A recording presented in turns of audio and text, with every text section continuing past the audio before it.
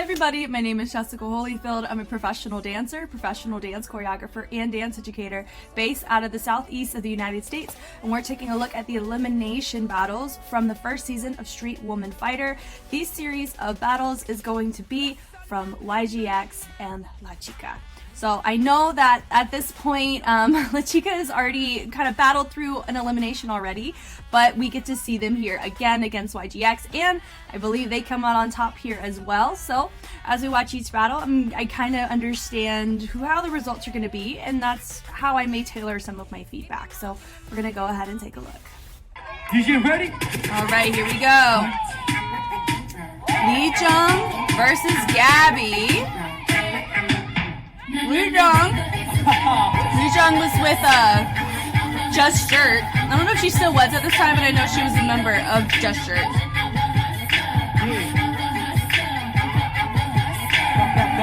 Stop the track, let me stay fast. I told you And the solid red, I love the choice.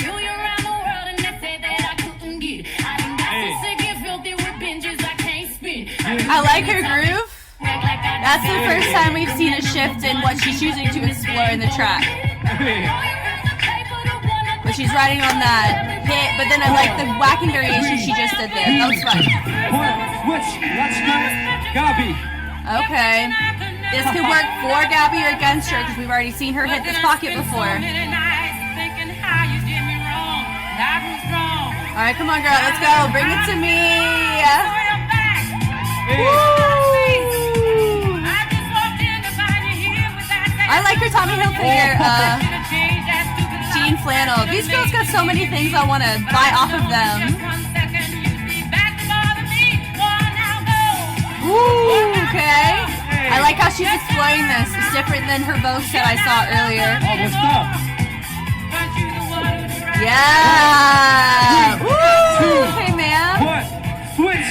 Nice, nice. Okay, let's see. Both have risks here. Automatic, supersonic, hypnotic, funky, fresh. With my body so melodic, this beat rolls right through my chest. Ooh. It's working in GABEE's favor right now because it's two very different pockets of exploration she's being asked to do, and the music helps with that. With JUNG, she's operating very similarly between the two tracks, which if you have somebody that strongly held their track before, that really can work against you here.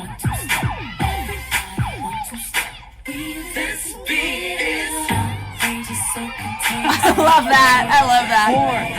4, 3, that was cute. 1. Okay, so with this one, I really enjoyed it. I would say both held their own great. I love both of their outfits, and I want to own both of them. But that's not the point of this, right? Okay, so taking a look here. JUNG starts it out. I know with the color, like with the quality of the video, it is a bit difficult to see a lot of detail, so I do know that here. 3, 4, 5, 6, 7. Like how she hits her energy, I really like it. And fun fact, I have taken a JUNG class before. It was an online class 101 thing with Just Jerk. So I know her energy in her pocket is really difficult to do if you're not used to going full out. So I'm not going to discredit that whatsoever. But whenever you are operating here with a track like this, it is hard to explore the track when there's so many iconic moments within it that are normally we're used to hitting whenever you're singing or whenever your body's responding when you hear the track, right? This is a Beyonce track, right? Hustler. So notice she is hitting that 2, 3, 4. She's hitting the ands and the whole counts when sometimes it is important to enmesh or kind of make the song your own, and you choose when you want to switch versus waiting till the end of a phrase to make the switch. It's you switch it, and that's part of your difficulty in musicality, is whenever you're interpreting different polyrhythmic elements of your track and you integrate it into your freestyle. That's what makes some freestylers so captivating and incredible, is whenever you see them be able to just switch between different parts of your music and makes you hear the song differently. That's another way that can up the ante of your difficulty, is whenever the track doesn't sound like a track you're used to, or you're like, oh my gosh, I never heard that before. It presents an extra wow factor to what they brought to the table because they brought a different creative element that is different than what you're used to with the track. Now, do I think that that's what she's doing here? She's hitting things pretty predictably, but I really like that that triple hit.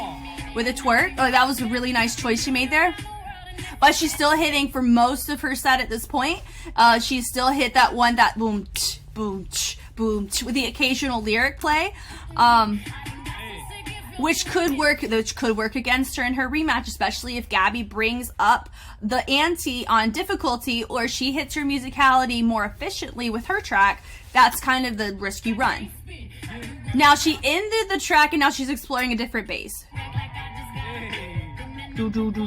Like she's hitting that dee, dee, dee, dee, dee, dee at the top. That's the first time we've heard it, but it was on an even count when she started it.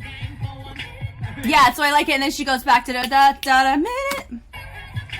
Yeah, so that's my one big note here, and then I really let that do do do do do back to Queen. Super fun. Yeah, so that was enjoyable, but I think that was her biggest risk she ran, was not quite allowing herself to explore the musicality with more risks. I think she hit it aggressive, she hit it well, it was nice, it was captivating. But remember, she is directly against somebody. She's not against the criteria, you know? So now we have GABEE. GABEE, she's done a song. This is more Vogue. This is more like, you can do whacking. Like very femme style would go well here. A funk style, honestly. I love it. And this is honestly, for me, the first time I've seen her do a whacking heavy set. So how she's doing her overheads I really like. Basic variations, which I really like. Utilizing her stage. But notice that she's hitting a lot of the lyrics, but then she's also allowing her feet to polyrhythmically hit the back beats at the same time. So that's really nice choices. And this is what I'm talking about, that Lee Jung ran her risk of, if GABEE ended up elevating her musicality, it kind of, not lowers the value of what Lee Jung did, but she's going to have to do more in her rematch against GABEE to bring her freestyle up to the caliber of the music side that GABEE did. I love that, like, dun dun dun, but she really is catering more to the lyrics. She's mouthing and creating personality, performance, and presence, memorable moments that really help in these types of challenges. I love that, and she goes around. But you notice very rarely is she actually riding on the ands and the whole counts for this track, even though it's very easy to do that. Da, da, da, da, da, da, you know, but she's not. It's very difficult to track what parts of the music she's hitting, but you can tell she's hitting them. And that's part of the beauty of GABEE's set that we're seeing here. That was nice. Now, when you hear this track,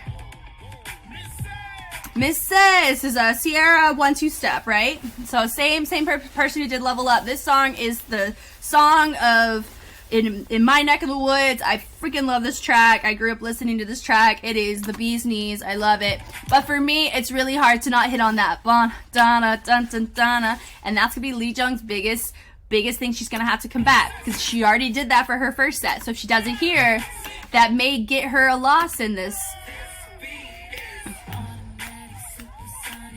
Yep, so notice what GABEE did. GABEE did da da da da da. So she hit a different part of her music. Yep, and now Lee Jung is hitting triple beats. She goes funky, fresh, and she's hitting through the 3-syllable kind of layers, which is nice. But she is repeating some of her moves, doing different variations, facing more towards the front. So maybe the judges didn't catch it the first time, but she did present a lot of her content to the judges the first time. But GABEE is operating a very different pocket than what she just explored. Lucky with a DJ? Possibly. But she's able to get away with more doing those ands and the whole counts here, because Lee Jung already did that, so she has a little bit of wiggle room on her musicality. But notice that both of them are kind of hanging out midline here.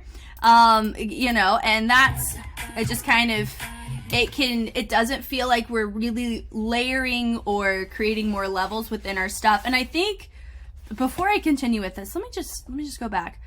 I don't think, did Lee Jung go to the floor at all? I don't think she dropped down at all. And I think that's another thing too, which made it feel like we're stagnantly exploring the same parts of her music, because her body didn't lower at all to help my ear be guided into hearing the lower parts of our music. But GABEE did. GABEE did drop to the floor. Right? I think she did. She traveled, she used her space. I think this is definitely a super redemptive round of hers in comparison to what she did with Emma. Yeah. I think she does drop, maybe near the tail end at least. Like there. Boom. Yeah, so she does go to the floor at some point. And here, that's something that they're both not doing at this current moment. If they're framing each other, super fun. But I think I kind of already talked about most of this where... Well, Gabee's still integrating some of the things we've already seen her do earlier, but what's nice is in the set that is affiliated with this battle, but she's making it match her music. It's Sierra, so it's more of that feminine tone, so that really helps cater more feminine styles into it. And they're trying to do 1-2 steps. So I like Lee Jung's choices here with the rematch. I would say they're pretty equal in how they're choosing to do it. I love Gabee's moment where she's going side to side. It's just fun, but neither of them went to the floor. 2, 1.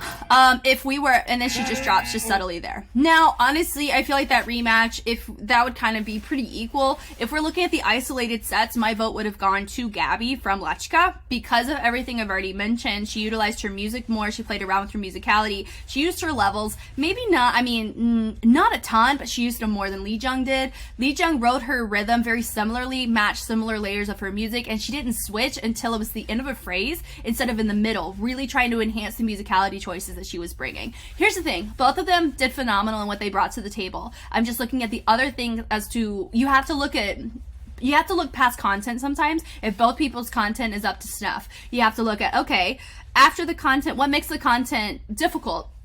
Is it the musicality? Is it what position they're doing it in? Are they jumping in it? Are they down to the floor doing it? Is their exploration of their stage or their usage of the ring? How is that factoring into the difficulty? And then you go from there, right? And then you have to understand their fluency and all of that. So it's not just about the dancing. It's about other components, and they are being directly compared to somebody else. So that's why I tailor this the way that I do. Thank you guys so much for watching. I hope I was helpful in some way. With these elimination battles, I really feel that we're just able to see just different sides of these crews that we normally don't get to see in the challenges or in the initial battles. So part of me loves seeing them and seeing the crews that are in these eliminations, but part of me is not, because that means one of the crews are not surviving the eliminations. And I do know at this point, season 2, we do have one more grouping of elimination battles that are going to be taking place, and we have no idea who's going to be in them. And I just can't wait to look at that alongside you guys. It's going to be wild, and I don't know if I'm ready for it, but we'll get through it together and it'll be good. Thank you guys again for watching, and I will catch you on the flip side. Bye.